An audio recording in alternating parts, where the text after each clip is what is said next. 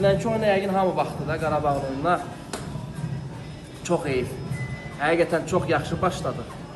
Bütün ölkədə, bütün Azərbaycanlılar da fikirləşirdi ki, hələ ümidli idi ki, oyun da onu göstərirdi ki, Qarabağ qələbə qazanacaq, elə də gedirdi.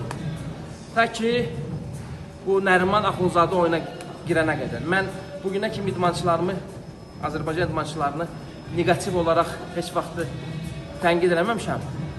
Ancaq bu dəfə dəyər. Çünki adam girdi oyuna, heç bir, hansısa bir oyun epizodu ilə yadda qalmadı. 2 dəfə özünüz görürsünüz, topu buraxdı, ayağından topu arxaya atdı.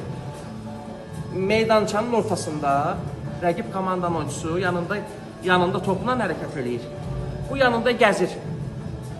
Sən Vinicius'tan artıq oldun ki, dünən Real Madrid oynayırdı, oyunu udursa da, ancaq baxdın ki, oyuncuları neçə milyonluq oyuncular axıra kimi hər topa qədər mübarizə aparırdı.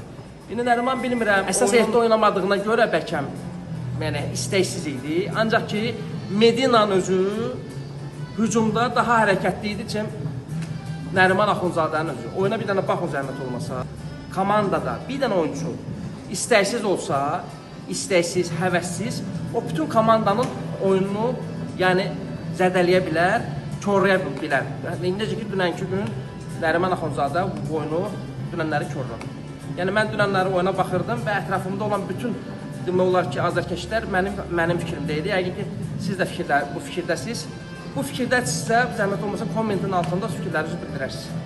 Özünə müğayət olun, əziyyət çəkmək lazımdır, axıra kimi getmək lazımdır.